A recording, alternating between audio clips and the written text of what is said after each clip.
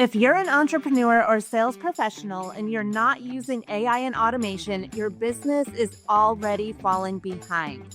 Welcome to the Done by One podcast. My name is Danielle Damianov, where we break down how modern businesses are using AI and automation and systems to scale faster without working longer hours.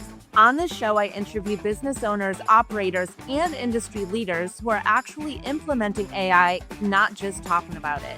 We cut through the hype and we focus on what works, what doesn't, and what you need to start doing now. Because the gap between businesses that automate and those that don't is getting wider every day. If you are ready to future-proof your business and stop doing everything manually, you are in the right place. So let's dive in. Hey everybody, it's Danielle Damianov, and I'm so excited to have Dan Brown here. He is the CEO of the Brown Mortgage Group, which is with Nexa Mortgage, and which he runs with his son, as well as one of the best coaches, does a daily huddle for everyone that's at Nexa, and it is with Impact Training. So he is a coach. Is it only loan officers, or do you coach other people as well? I coach quite honestly, a lot of other entrepreneurs come to me because a lot of things that we do here as loan officers are very similar in other businesses, right? Exactly, exactly. So we're going to get right into it today. We are going to talk about things that will help not only loan officers, because like you just said, I mean, a lot of times whether you're a loan officer, a realtor, a title agent, an insurance agent, a car salesman, we all have to do the same activities in our business, right? To be able to grow and scale. So I want to get into a little bit about what you're seeing is some of the biggest challenges, and we'll just talk about loan officers knowing it can be anybody, but what some of the biggest challenges they're facing in today's environment. Oh my gosh, thank you so much. How long do we have? That's a loaded question, right? All right. Can I be brutally honest? 100%. Oh my gosh. I think right now, one of the biggest challenges, and there's a couple, but one of the biggest I'm seeing right now is absolutely overload of information and paralysis by analysis. Yes. And hopefully we'll get into, the CRM is a great example of that, but literally every day loan officers, and we'll talk about them mainly, but loan officers, they flip on, Instagram, Facebook, TikTok, and they're bombarded with 10 new advertisements within the first 10 minutes that are talking about some new AI tool that can do something X and Y. And so I think what I'm seeing is loan officers are so distracted. They're looking for the silver bullet and they're skipping over all the opportunity and the gold, which is just step back and do what you know that works and let's have conversations instead of looking at all the tools, AI and things of how to enhance that. They're looking at it like it's the silver bullet and shiny toy, and they're never actually implementing one or two things. They're moving on to the next two or three before they've even implemented. Are you seeing the same thing? I see the same thing all the time. And what I think a lot of people don't understand is AI is there to help, um there to help grow and scale your business, help you buy back your time. But there are still the things that you need to be doing on a daily basis, which is having those human conversations with people, staying in front of your database. If you don't have a database, staying in front of, people on social media. What would you say the top, let's just say 3 to 5 things are that a loan officer should be doing if they are wanting to grow their business? Let's just say they're not in a situation where there's some people that are in a situation where they need to now have a team because they have so much business going in. But let's talk about the loan officer that doesn't have so much business coming in, and they want to increase their production. Yeah, that's a great question. And you mentioned in the introduction that I run something every day called the Loan Officer Huddle. And we're at about 200 I'm going to say 270 episodes right now.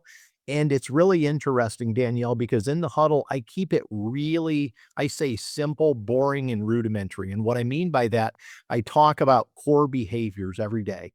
And so it ties into exactly what you're saying. And so in the huddle, we talk about some very basic things, activities that you need to do every day. You need to systematize and get your foundation set. Okay.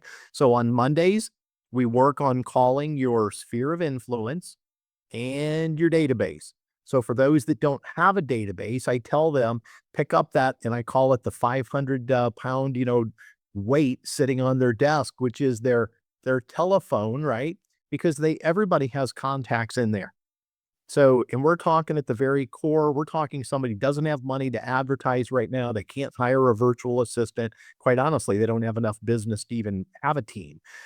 So starting with the people that they know in their database. And hopefully we'll talk about that because you have one of the best CRMs out there that can help people. But that's the first activity. Then we have So to have let's talk. I just have a quick question for you there. What is the script that they're using? Because that's the biggest problem. It's not so much picking up the phone, it's that they don't know what to say. Yeah. So one of the things, and I've taught even as a coach and before as a coach, when I had large sales teams, I would teach my people that, listen, there's a really easy script and it goes something like this. Hey, Danielle, Dave Brown, your mortgage guy, or Dave Brown, your friend, how you doing? What's going on? Oh, and you have that quick chit chat interaction, right? And if you don't know what to say, you can always fall back on this. Hey, the reason I'm calling today is there are some really crazy things going on in the economy and in the world. You've probably heard that on the news. It's hard not to, even if you don't watch TV or social media, right? And so I'm just calling everybody that's special to me just to reach out and share what's going on and how that really is impacting the financial markets and how it could impact you as a homeowner. And since you are a friend of mine, I just wanted you to have that information. Can we just have a quick conversation? I love that. Yeah. And the other thing that and you can tell me what you think about this, but a lot of times, and I just spoke to a lady last week, and she doesn't leave a voicemail. And I said, why? You should leave a voicemail. People are busy, right? And then you can always follow up with if they don't answer, because a lot of times it's all about staying top of mind. So if Yes. they don't answer the phone, but you're still leaving a voice message, and then maybe even following up with a text, "Hey, it's Danielle. I just wanted to, check in with you. I'm sure you're busy. I sent you an email." So you can follow up with that email as well. 100%. And, now we have obviously technology here, the best video camera, unless you go spend thousands of dollars, follow that up with a quick 20-second video, right? Just a Okay. quick text video message. Hey, I just left you a message. Has some important information. And back to that script that I just shared with you, the cool thing about that is, and again, it's about being comfortable, but I tell people every time you call somebody 3 months from now, 6 months from now, right, in your database, you can literally say the same thing. Next year, next month, there's always something crazy going on in the world, in the economy, right? So it's just a good, easy conversation starter because typically people will go, "Oh God, it's crazy out there right now, isn't it?" And it has nothing to do with which administration is in or not. There's always turmoil in the world, and it's just an easy conversation starter. So that's kind of core bucket number one. You just need to reach out to the people that you know. Does everybody know what you do? Seems basic, but a lot of times it doesn't happen. And I wanna also point out that you want to, if you're trying to build your database, you might have their phone number, but you might not have their email. So you always wanna end it up with, let's just say, you're talking to them, and you can say to them, "What is your email? I wanna share with you some information on what's going on with blah, blah, blah," whatever, it might be. Or, "I send a quarterly newsletter. What is your email?" So that way you're capturing their email address, so then you can be hitting them from all, angles. Okay, core number 2. Core number two, we have to, as in people loan officers, have to understand you are in sales, right? At the end of the day, our product that we sell is money to help people get into a home. Unfortunately, we don't do something, and I use the term, money isn't like mortgages isn't sexy and fun. Like going and showing a house, right? Getting to go show a 4-bedroom home with 3.5 baths, a beautiful, pool area. That's kind of fun. When we're talking about money, it's kind of boring, right? So, we kind of have to break that down. But at the end of the day, we're selling money. All right. So we have to find a way to talk to more referral partners. And so the strategy that I am trying to help people right now with is because of the TCPA and the do not call laws that have changed, and they're pretty tight. I mean, $63,000 per fine is significant, can put you out of business. I've got actually a couple of coaching clients that have paid upwards to $100,000 in the last couple of years each because they got reported for calling somebody again, which ties into the database, having it scrubbed. But what I teach is let's use social media to be able to create a warm outreach and a warm audience. And so I use a technique called the Dream 100. And the Dream 100, I like to give credit where credit's due. Okay. Like Danielle Damianov, she has one of the best doggone CRMs in the world out there. But old Chet Holmes, a partner of Tony Robbins back in the day, started this thing called the Dream 100. Every coaching program in the world has it. And basically they're telling everybody just hit the phones, right? Call on the telephone. Because of the DNC list and the do not call and the TCPA, I'm telling people use social media, the same concept as the Dream 100. And then we use that to create a feeling of friendship. Okay. Right. Because before you and I ever talked, I met you through social media and started to get to know who you were a little bit through social and felt like I knew you. And so it's the same thing we can do with real estate agents.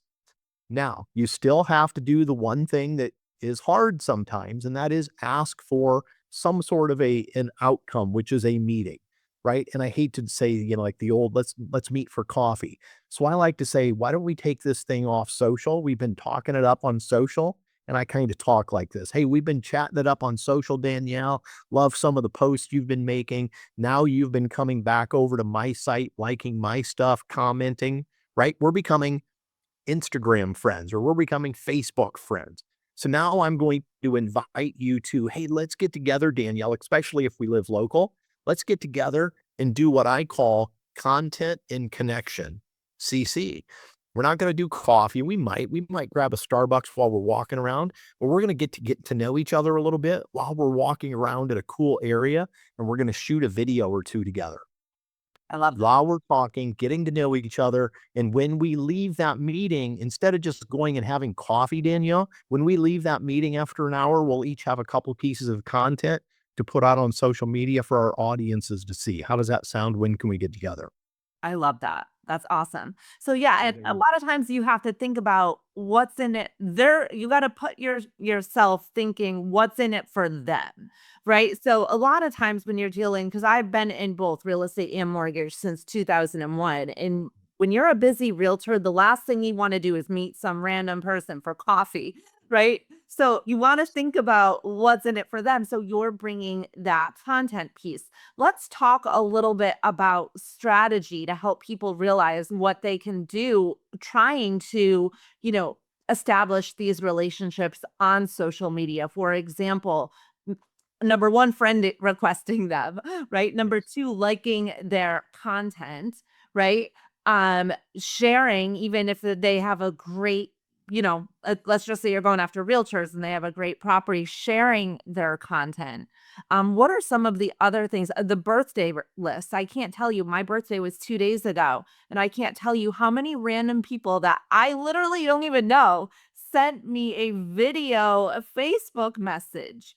So you can go through and see the upcoming birthdays instead of just posting on their wall. Shoot them a personalized Facebook video, a personalized message. Hey, happy birthday. I hope you have a great day, right? And send it to them that way. You're staying now top of mind.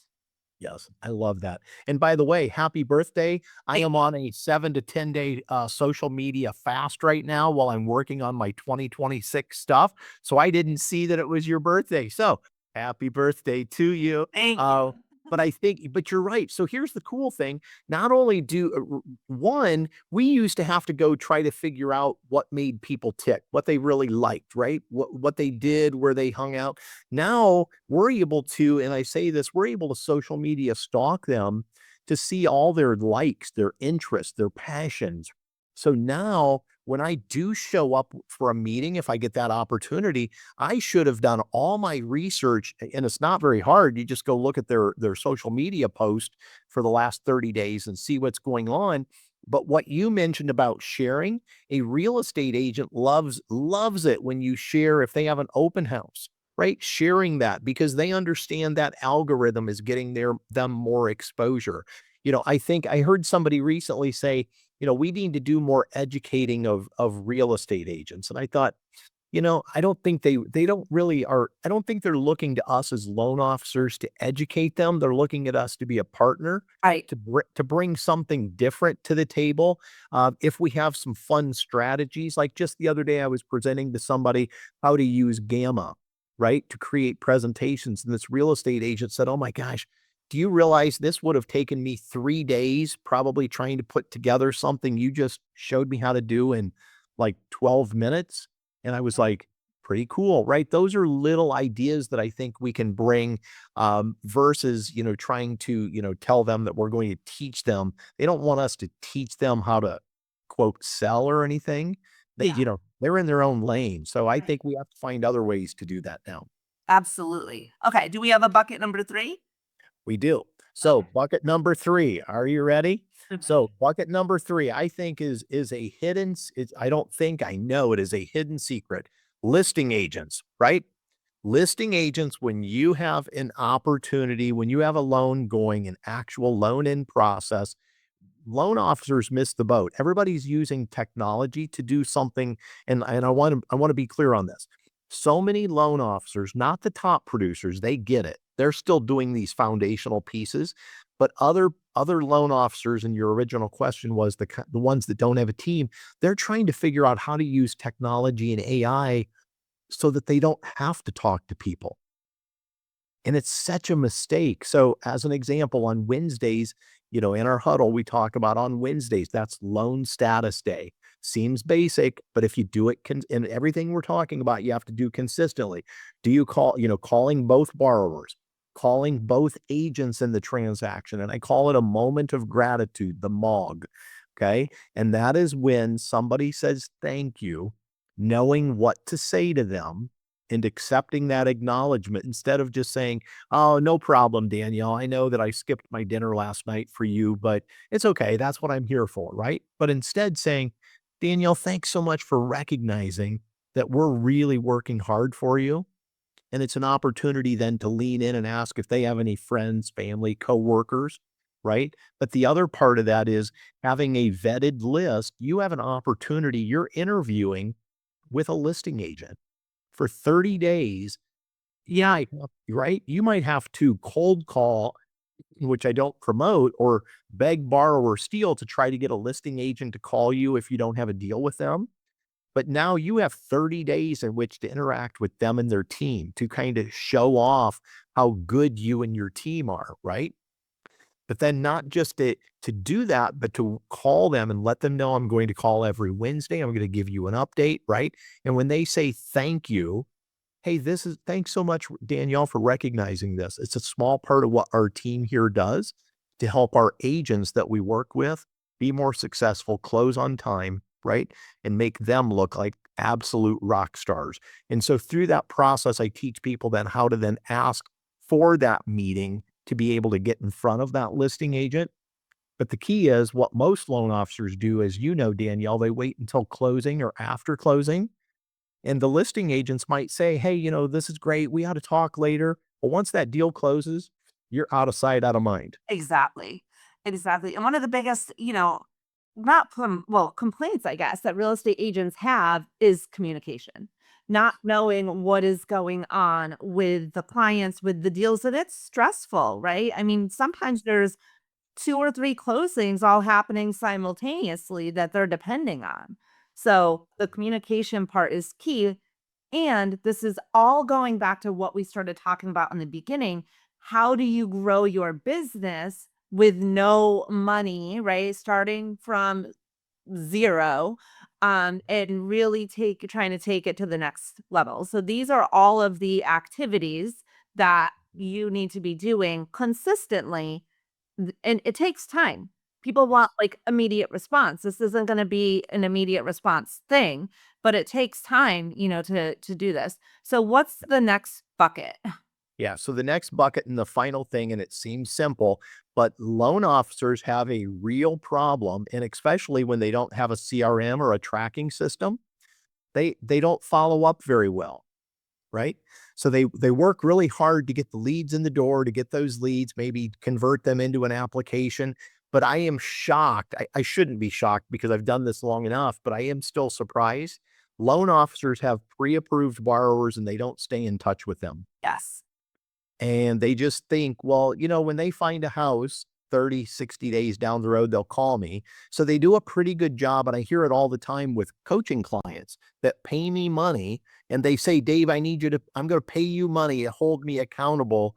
And I'm like, to do like a really basic thing, like call your people back. Yeah, I need help having somebody, but Thursdays in the huddle, we promote that is calling all your pre approved borrowers. Loan officers typically do pretty good at that for about the first 30 to 60, maybe 90 days, but then they don't really have systems. They kind of fall off. And so if they don't turn into a transaction, an actual locked loan in the first 60 or 90 days, I just see a high percentage of loan officers. They're always going out and looking for new leads instead of taking care of what's in front of them. So I try to get them. So these are just the kind of the foundational things that I believe loan officers, if you just do the things we just got done talking about, you can close 3 to 4 loans a month right there. 3 to 4 loans. You're not having to go invest money doing other things. That's the core foundation. And if you can start to consistently close 3 to 4 loans a month, you can now have enough money to start investing into your business to start growing. But these are just the foundational things. But ironically, Danielle, you know this really well because you're a great coach as well. These are the things that top producers, they don't miss these things. Now, Right. they may not do them themselves because their team has gotten bigger, but these core activities that we just talked about, they never stop doing them. Just someone else on their team may do some of these activities, but they don't miss these opportunities because they understand this is the foundational part of their business. Well, and two things I want to say. This is going to be a good sequence into what we're going to talk about with the CRM.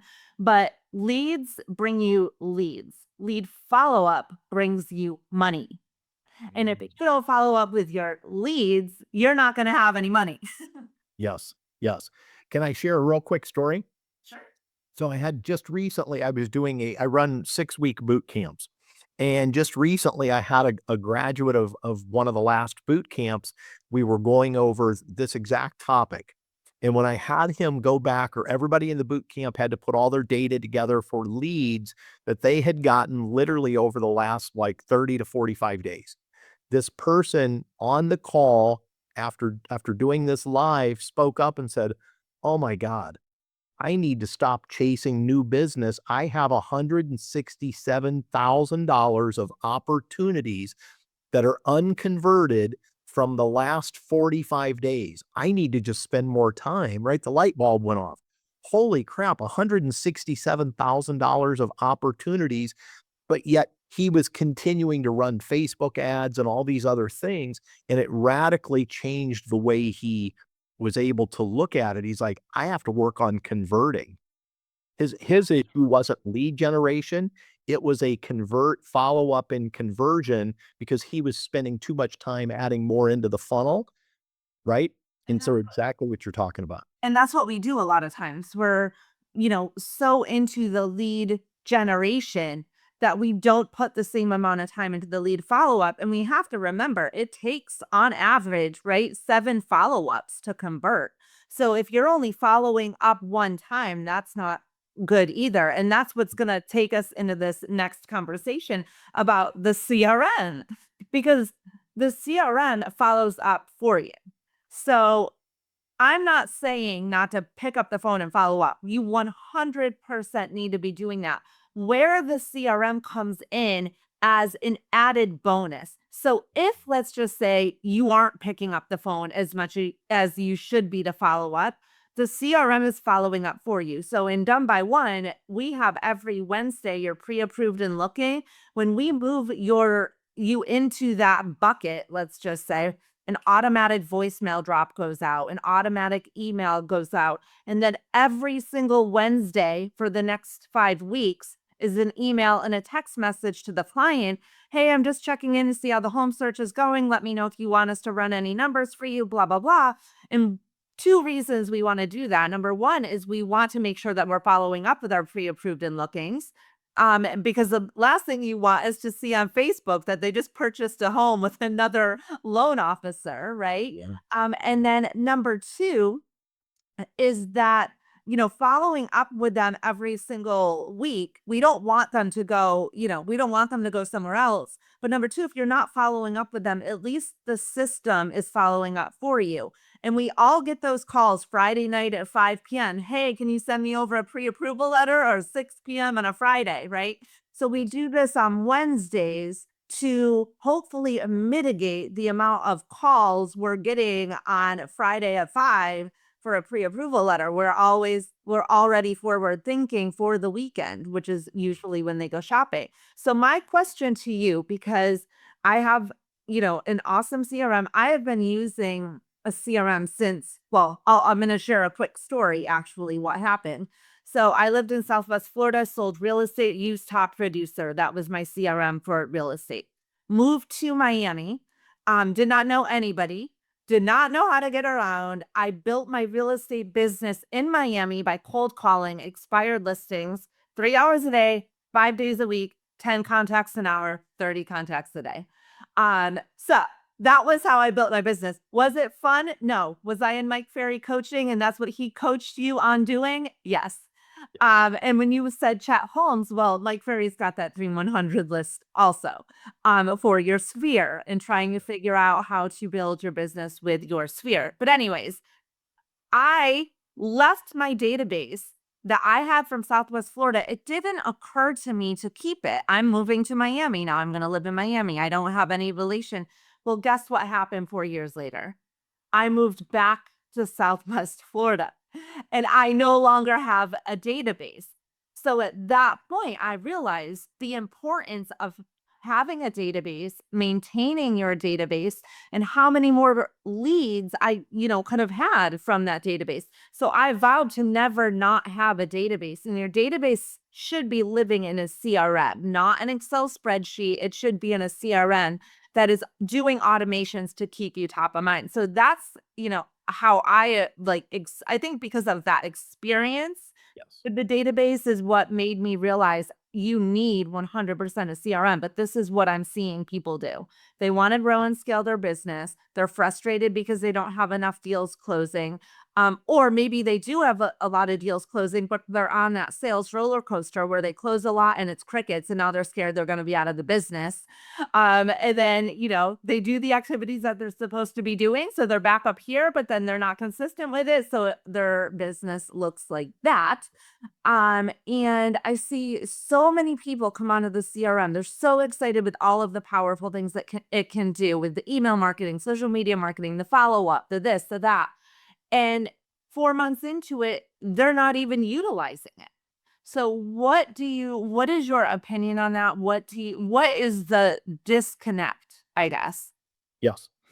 I, boy, that's a whole episode, but I see it every day. And to expand on what you said, when I do a first discovery call with a prospective coaching client, and or if I were, if I'm looking to hire somebody, things like that, it's interesting. Here's what I hear all the time, and I'll be quick and then answer your question. They'll say, I've been in the business 15 years, 20 years, 25 years. There's always a story like what you just shared. And it typically is, well, I left an employer, went to another one, lost my database because I used theirs. And they'll have two or three experiences. Somebody in the business 20 years, very normal. They'll tell me, Coach, I only have names from like the last 5 years. I have about 200 names now, and I've been in the business 20 years. Right. And you hear it all the time as well. Yeah. So I think that is a habitual problem that I know you're trying to solve.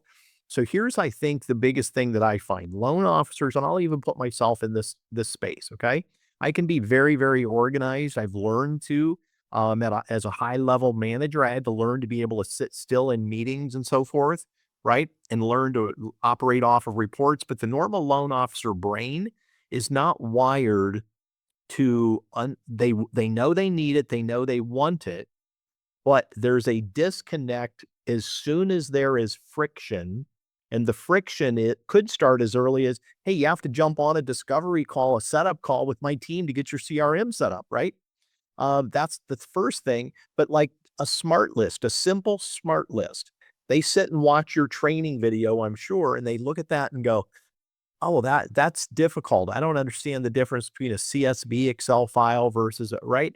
And so instead of spending the time, and this is where I hope if anybody is listening to this, they stop and listen to this right here. You have to spend the time and invest in your career right now, or you will be out of this business if you don't learn some of these simple things. I heard Gary Vaynerchuk, and I love Gary V. Recently, he was on stage. I saw a video of him saying, I found this amazing, he was telling the audience, I found this amazing tool that can help every one of you. And I'm going to give you the secret right now. And he goes, you ready? And he goes, write this down. Google. And he said, you can literally find anything you want to learn and train on. Okay. But he said, guys, he said, I'm speaking to those that are 45 and older. And he said, you got to learn this stuff. He said, you can't pay your niece to do it. You have to learn. And so I'm going to tell you what I'm trying to do myself. I think loan officers, as soon as it gets a little bit tough, their commitment level is not nearly as high as what they thought it was. And so then they then get distracted with the next shiny toy that, okay, well, I've got done by one, but now I'm going to go, oh, I see there's this automation online that says it'll do X and Y. Maybe I'll go buy that little automation. And they never stop to do what you're trying to teach them. And so if you're listening to this, I am imploring you. I have been saying for several years now, I feel like I am in the save a loan officer business, saving careers. And I think that's what you're doing, Danielle. But I think to just sum it down or dumb it down to a very basic statement, loan officers can be lazy when it comes to learning additional skills. And I'm not talking loan products. I'm talking skills that are going to keep them in the business. And this is one of them. If they do not have a CRM, and just a CRM is not enough, guys. That old saying, and you may agree or disagree, just the old saying of whatever CRM you use is the best one, that's BS. That's not the truth. Your CRM done by one can do so many amazing things for you, and they're the things you need to be doing to grow your business and stay relative and in front of your clients and future referral partners. And if you're not, you're going to get pushed to the side, is how I feel. Absolutely. I agree. And the biggest thing is in the beginning, it's the setup. Once you get it set up, and this is what they don't realize, it's a set it and forget it thing. I'm watching emails going to my past clients. That's another thing that most people close the deal and never follow up with their past clients. They don't realize that there's so much gold in their database, right? And just keeping in touch with them. I had a past client yesterday who sent me an email and said, I worked with you in 2019. You were amazing to work with. I'm going to sell my house after the first of the year. Here's what I'm going on, financially or whatever. And I want to work with you again. And so I have a call with him this afternoon. But guess what? If I was not following up with him through my email marketing campaigns, my quarterly database outreach to my past clients, he probably wouldn't have even had my phone number. Right. And so because I'm staying top of mind, now when someone's looking to sell or buy or refi or whatever, I'm there. But 2019 was a long time ago. Absolutely. But, I saw a statistic recently. It was somewhere around 74% of consumers said that they would use their real estate agent and or loan officer again, right? Because they had overall a favorable experience, but they don't. those that same audience said that the majority of them don't really remember who their realtor and or loan officer is, and that's scary. We need to do a better job, Danielle, right? I mean, that just getting by is not good enough anymore, Right. right? And Exactly. with technology, again, I'm not worried that AI is going to put me out of business. What I am worried about is if I don't keep up and continue to be a lifelong learner, people like you will put me out of business because you're utilizing, AI is like the turbocharger. It's not the engine, it's the turbocharger, and all the technology to enhance your business and move at a faster pace, stay in touch. Those are the things. So it isn't just those tools, it's the people that are implementing them that will and can put you out of business if you don't figure this out. But here's the cool thing. There's still time for people to figure this out and do it the right way. Uh, I just think that loan officers, and I think we're an interesting group because I get to work with entrepreneurs as well. Entrepreneurs and other businesses, they'll invest in, let's say, a CRM when I'm working with them, and they learn it and they implement it. And I don't know if it's, maybe us as loan officers, maybe we have a double dose of kind of that movie, Meet the Fockers. Maybe we have a double dose of Fockers and the ADHD runs high. But we just don't seem to have, like a different breed. yeah. No, but I think what it is what and same with real estate agents. I see it with title agents. Here's the thing. If you are 1099, you are, even if you're a W-2 and you're on straight commission, you're self-employed.